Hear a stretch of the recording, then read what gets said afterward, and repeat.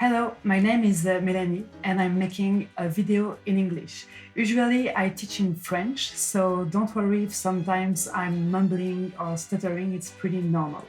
I'm gonna talk about Sampler. Sampler is one of the two samplers you can find in Ableton Live. The other one is called Simpler. A lot of people say Sampler is the big brother of Simpler, which is not totally true for me.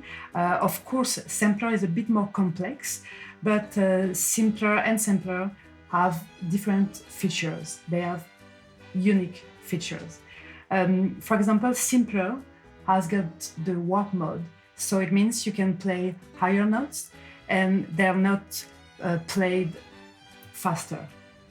And Sampler has the multi-sampling mode, which is really great when you want to make some realistic instruments or some complex sound design. So today I'm gonna focus on the features of Sampler. I'm gonna show you the features I like the most, and I'm gonna show you how I use them. So before diving into it, let's talk about sampling. Just 1 minute. Sampling is the fact to take a piece of sound, a piece of audio anywhere. Basically, you can take from a synth, from a vinyl, from a field recording in the streets, anything, and you just drag and drop your sound into a sampler, and then you can play with it. You can make melodies, or you can just change it, process the sound to make it better or just what you want to do. So basically, which is cool with Sampler is almost every time I use it, I just drag and drop whatever, any sound actually, even if it's not that good. And every time I manage to do something pretty cool. Sometimes it's not totally what I was looking for, and sometimes when I don't feel inspired, I just go to Sampler and try some stuff, play around, and it works. It really works. So it's kind of a magic instrument. So I'm gonna show you the magic inside Sampler. So first of all, I have to put my headphones on. I'm gonna try to make a synth, for example, to make like some chords. So this is my sample. So the first thing is if I play a C3, There's not a solo there. it's exactly the sound of the original vocal. It's normal because the root here is set on C3. If I put it on C2, There's not a solo there. I would need to play C2 to have the original sample. The best is to find the root note, the root key of your sample if you want your instrument to be good. So you can see you have several tabs. You have 6 tabs. For the moment, just the main tab is the display. So you can see your sample here. You can zoom vertically here. You can also choose to display both. Both mean the right and the left, a mono, left or right. Just be careful because it's only the display, it doesn't change the sound actually. The tab called pitch oscillator, it's an extra oscillator in Sampler, which is really cool to make some frequency modulation or some amplitude modulation. The pitch envelope is here. And another important feature before starting to dig into detailed features is the filter global tab. So this one on the right, you have the amplitude envelope, which is really important to set when you make a new sound. And on the left, you have your filter and the filter envelope. So let's go back to the sample tab, so the display. Here I can just move these, and so it's gonna select a part of the sample. Let's take just the beginning. If I play a C4, so 1 octave up, okay, you can see it's going faster as I'm going higher. First thing we could do actually, it's to zoom a bit. So you have a reverse mode. The reverse means it's gonna start to play backyard. So Answer. and if I did normally, There's not. okay, the snap is, it's looking for the zero crossing point of the waveform, which is cool to avoid digital clip in your audio. So you can set here your volume and the panning. You can play with this, which is really interesting. In that tab is the sustain mode and the release mode. You can do really crazy things with these features. So let's start with the sustain mode. So for example, here we have a little arrow against a wall. So it means it's gonna play your sample or your selection from the beginning until the end, and that's it. Even if I let my finger on the key, it stops. Then you have the sustain mode with the 2 arrows in the same direction. It means it's gonna make a loop, and a loop each time it goes to the end, it goes back to the beginning. And the other sustain mode just go back and forth.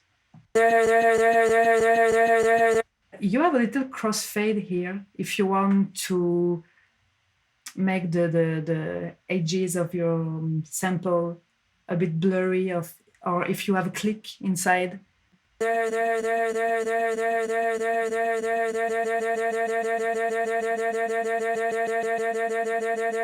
And then you have the release mode here. So what does it mean? It means what's gonna happen when I'm gonna release the note. So basically, for the moment, it's off. I'm gonna put it this way. So it means it's gonna play the release. For example, here it's gonna play that loop, and then during the release, after I send the not off message, it's gonna keep on playing that part until the end here. So to do this, I have to add some release to my amplitude envelope, of course. There's not.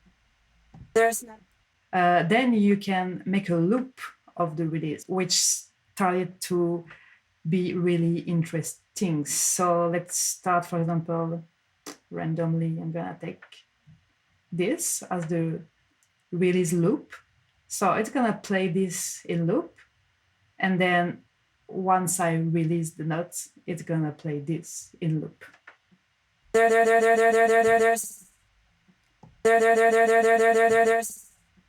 Pretty funny. And the other one is just the same. It's a loop, but it go in the good direction and then backyard.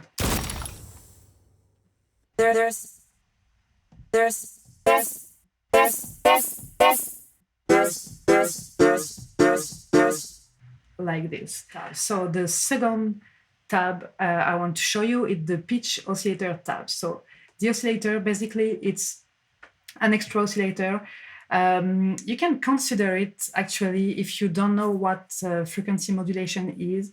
It's a bit like an LFO you would assign on the pitch and on the frequency, but it would be a really fast LFO, which means a real oscillator. Once it vibrates really fast, our ears doesn't hear anymore a modulation, but we're gonna hear a changing of timbre.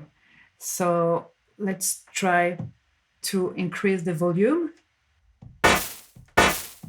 Wow.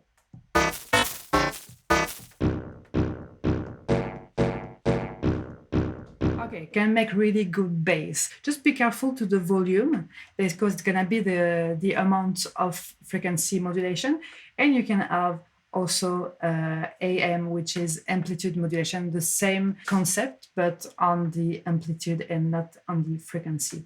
You can see you have an envelope here, so it can be pretty interesting to to build a different envelope for your frequency modulation, so your sound will evolve in time. It can be really fun. Next thing is the pitch envelope. Pitch envelope is gonna tell what is the behavior of your frequency during the time. So it means, for example, if I want to start my sample from a bit low and then go to the right note. Okay, not bad, maybe a bit too much.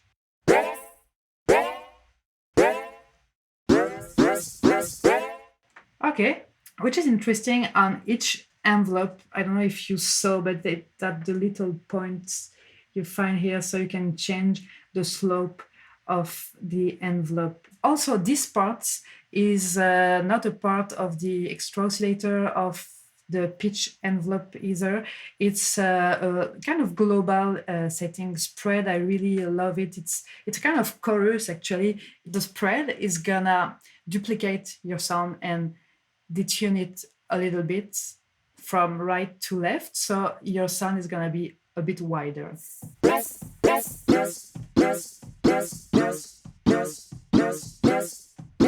Okay, of course, a transposition, a detune, the glide, which is a portamento.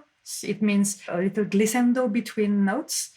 And then let's go to the filter global tab, which is really important because it's your filter and your envelope of amplitude. So the filter, basically, you can find a lot of new filters. I mean, it's from 9.5. So it emulates real filters from analog synthesizer. So it's pretty cool. I love the MS2, which is for the MS20 of Korg.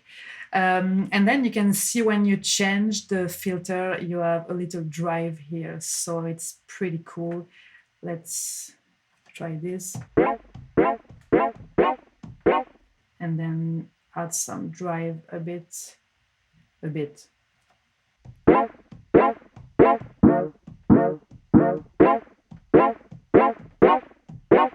gonna add a bit of release. I'm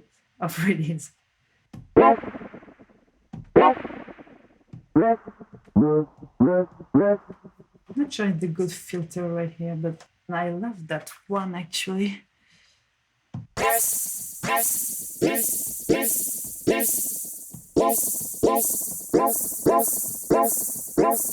Okay, not bad. And the thing which is cool, you have a shaper. So a shaper is a kind of distortion you can add after or before with a little arrow here, after or before your filter. It changes a lot. If I take a low pass filter, so this is before, this is after. Yeah,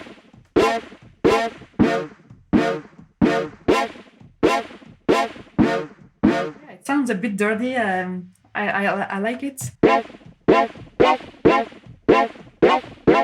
Nice. And I'm gonna show you the modulation tab, which is really cool. You have 3 LFOs. One which is pretty easy to use because it's already assigned to the classic feature you can find. So you can put an LFO on the volume, on the filter, on the pitch, on the pan. On the pan, I think it's cool. And let's make it sync with our project, even if we don't have a project right now. Can we hear it? Yeah, a bit. Okay, our sound is starting to be alive.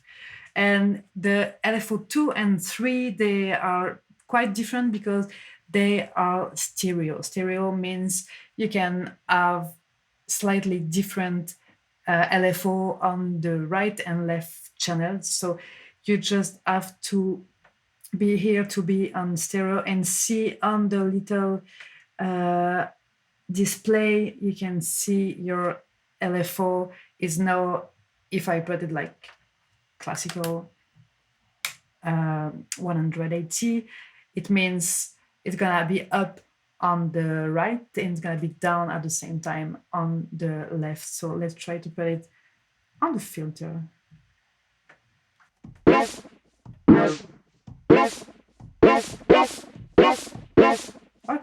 Okay, cool. It works. And I'm gonna show you on the LFO3, you can go in the another stereo mode, which is a spin. It means one of the LFO is gonna go a bit faster than the other one. So it's gonna be a little shift between the two LFOs. Pretty funny. You have another envelope here. So you have a pitch envelope, amplitude envelope, filter envelope, and this envelope you have to assign it yourself. So you can choose between two destination A or B, and you have a complete list of whatever you want on the sampler. You could put it on the drive. It means on the distortion of the filter, on the shaper amount. Also on the loop start, loop length, which can be funny. Just be sure this is not on 0 because it's the amount of the envelope on that very parameter. So you have to, in order to enable it to increase or decrease, you can go in the negative way as well. And then you have the tab, the MIDI tab. So this one is more about MIDI message, such as key, so it means the notes you play, velocity, so the strength you play the note, velocity off, what is the strength when you send a note off message, the aftertouch, mod wheel, so the little wheel you have on the left of your synth, foot control, and pitch bend, which is the other wheel. So the pitch bend is fun because here you can set a range. So I can put it on 0. It means when I touch the pitch, it doesn't move. But I could decide to put it on what? On the resonance, for example. And don't forget to put an amount here.